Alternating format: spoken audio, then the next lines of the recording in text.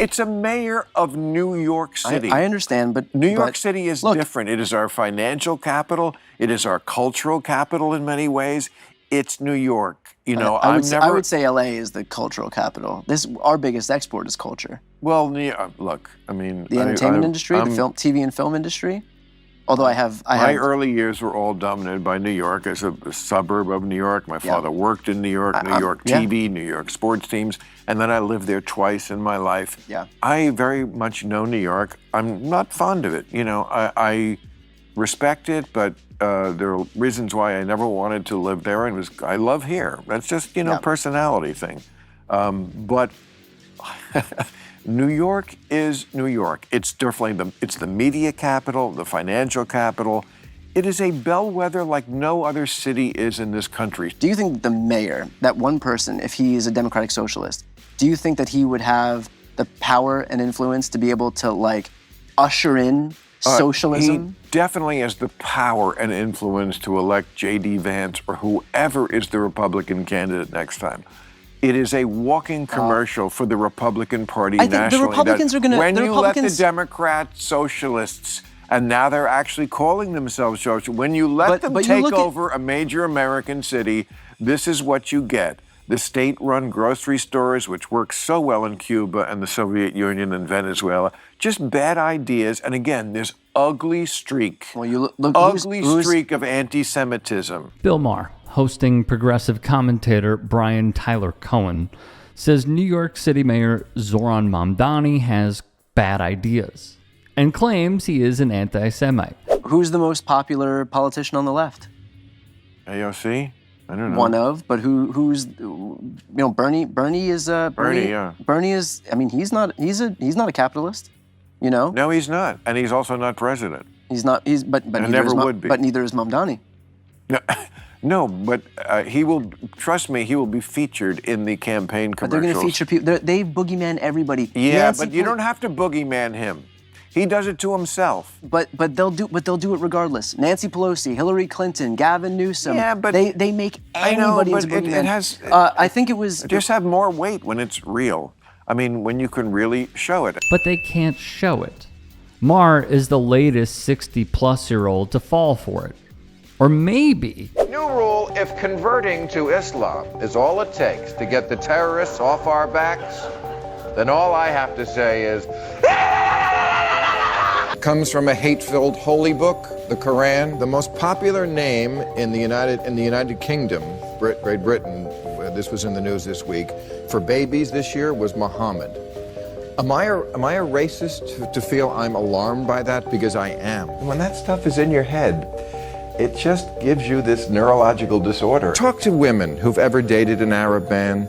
The reviews are not good. If Muslim men could get laid more, we wouldn't have this problem. It's a culture of suicide bombing. Most Muslim people in the world do condone violence. It's been going on 1,000 years, this problem between Islam and the West. I'm not an Islamophobe. That's wrong. I am a truth lover. He's just hated Muslim people for years.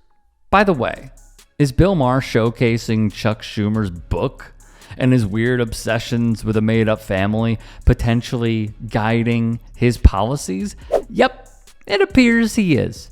Why the flying 4-letter word would someone put this in the show of an interview that they are a part of? These are things, that you put behind you, that you're proud of, that you like, you adore, etc. For example,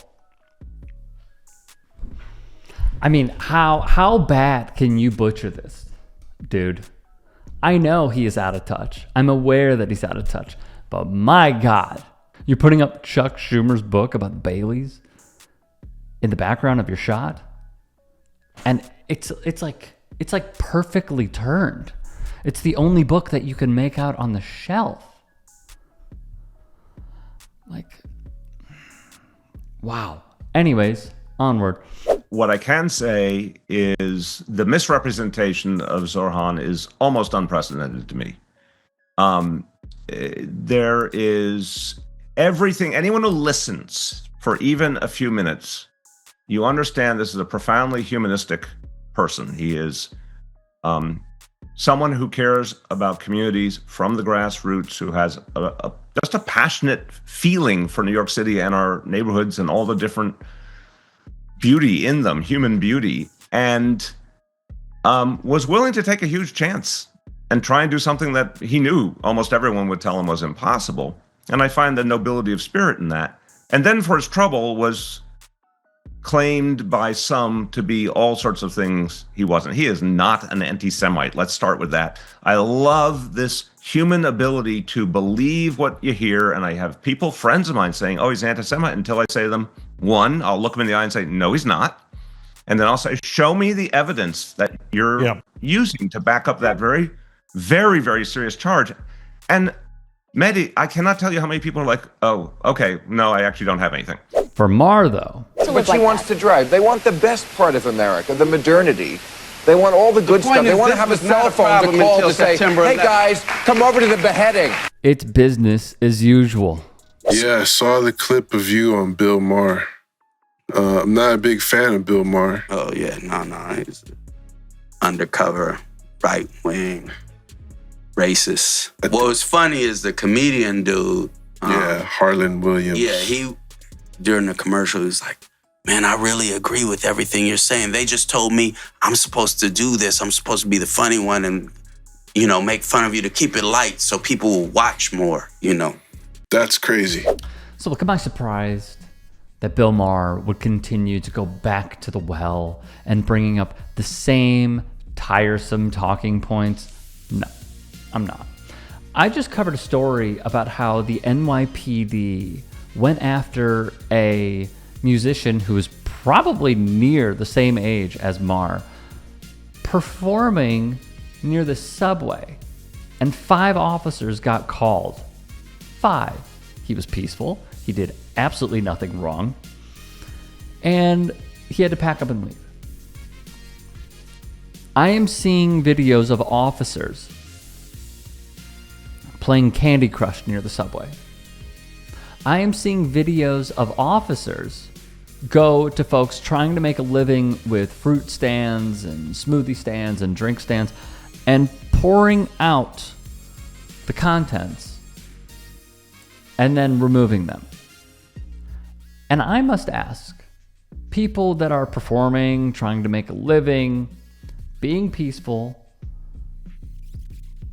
is this not an overreach, not just of the cops, but also an overreach of taxpayer dollars? Why should we be funding some dude in a uniform with a firearm playing a game on his phone because he's that bored? Why? How do so many not see that clean water is going to not be a right anymore? Our schools are being closed. We cannot even survive in public places like churches, synagogues, mosques, clubs, schools, libraries, the CDC, buildings in Manhattan. But yeah, let's put our taxpayer dollars towards cops.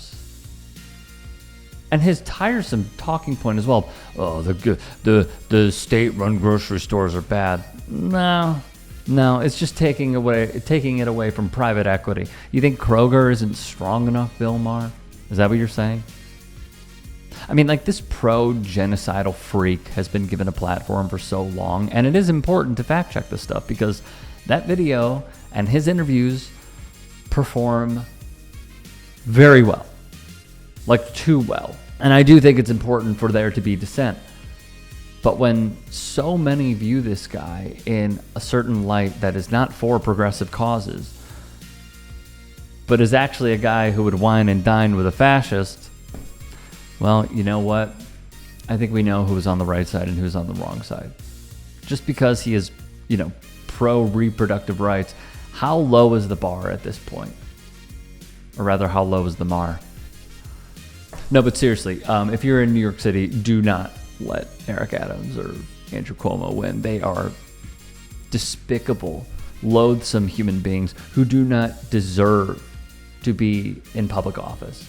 You have someone that is trying to make New York City better, and you have two career elitists. Well, one elitist through his family name, and the other one is an elitist who's practically currying favors from the Trump administration so he doesn't get charged with anything. And you have someone who is saying, I want to make New York City affordable. I mean, it is a layup at this point.